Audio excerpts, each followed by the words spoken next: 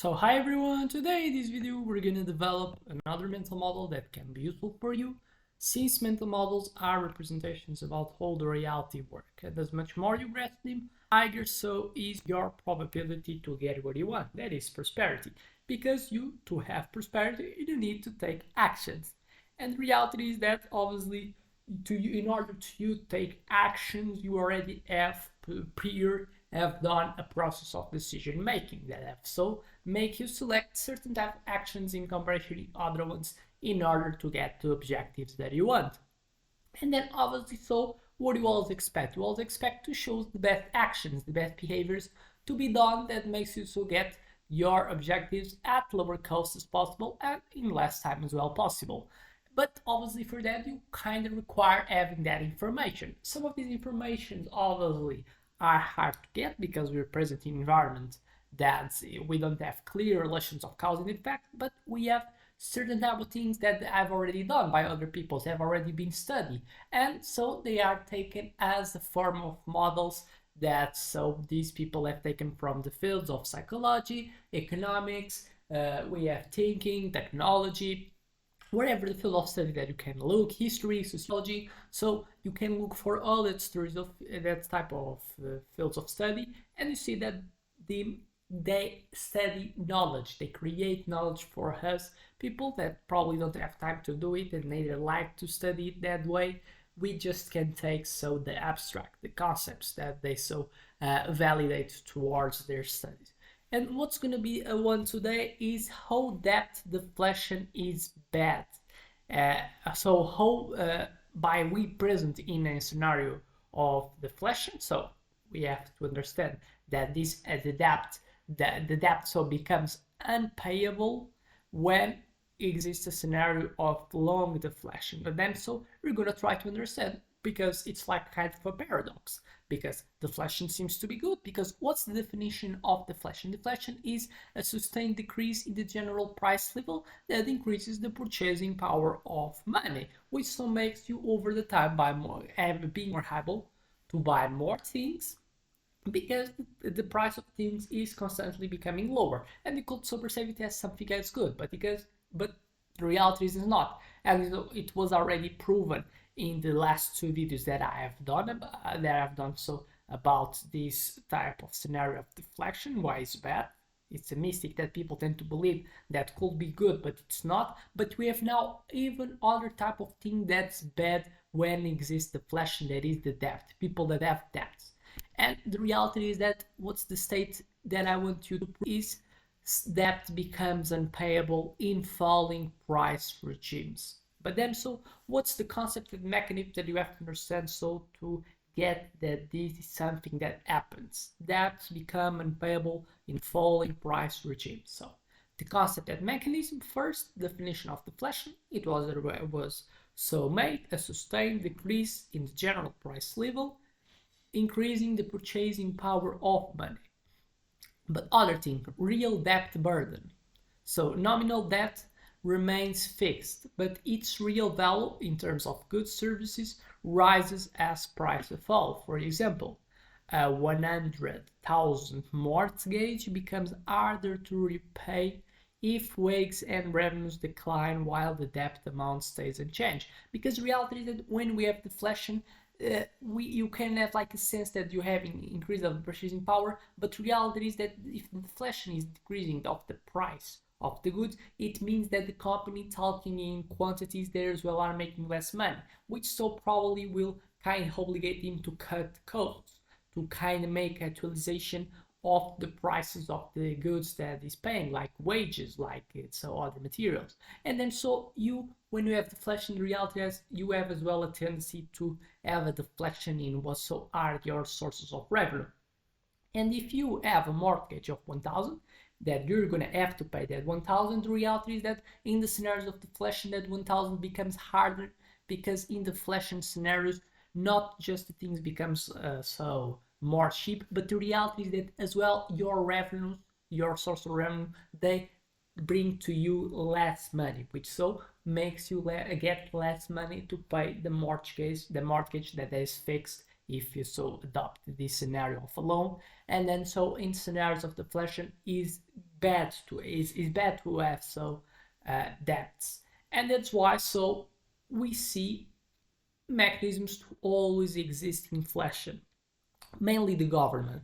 The government is one of the institutions that have more debt, more so asks for debt, and that's why the government likes to get inflation, because inflation makes the debt over the time become easier to pay. And that's you probably can have errors, you print too much money, you have a lot of debt, but if you reach a scenario, macroeconomic scenario, that you create inflation, it makes easier to reverse and to pay that debt that you have accumulated. So it's something that's good for people. For in the deflation scenario, is bad to have debt.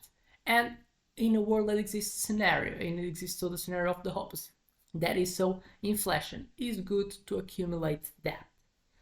What are like the key dynamics? I already have kind of stated a lot of this. So income versus debt, falling prices reduce business revenue and household incomes. And then it creates wage cuts, layoffs, while debt obligations, mortgages, and loans remain fixed. Asset price collapse, declining asset values like housing stocks erode collateral, triggering loan defaults and banking crises. And real interest rates.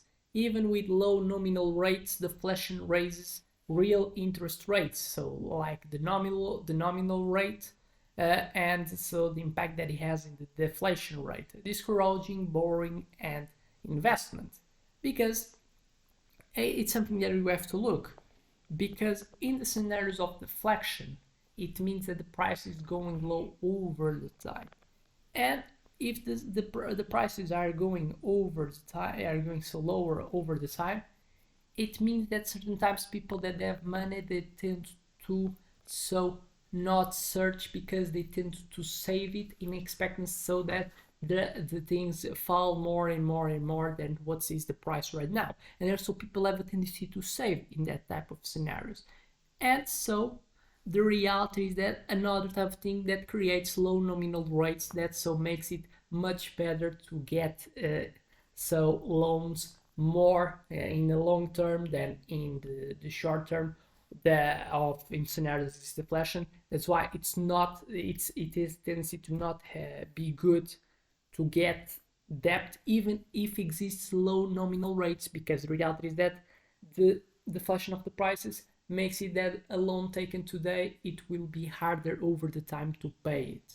It's something that it's like a paradox, because we tend to believe when exists low nominal rates, more people will have a tendency to look for loans. But in this scenario of deflation, even with that, it doesn't work, because we're in a scenario of deflation. So it's basically create an economy that we have a lot of paradox from what are the normal rules. That is a world with inflation, and that's why it tends to not be good, because we don't have power in economics, because the reality is that a lot of knowledge that we have, that low nominal rates makes the people who get the loans, and then makes it the economy flow more by making it easier to get loans, and then the economy have a shock, more people have money, and then it's normally good after periods of crisis that want people to get money to refuel the economy again. And then in that scenario of deflation,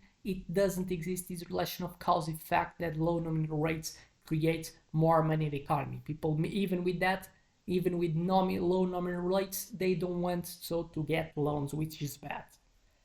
Because it's one of the ways that the governments, the central banks, tend to change in order to make amplify effects that of what's is the type of objectives that they want for economy in a specific year. We have Irving-Fisher's debt deflation theory. We have the cycle of distress. We have one, debt liquidation, that creates forced asset sallies, that makes falling prices, and then it creates lower net worth, which makes it a reduced spending.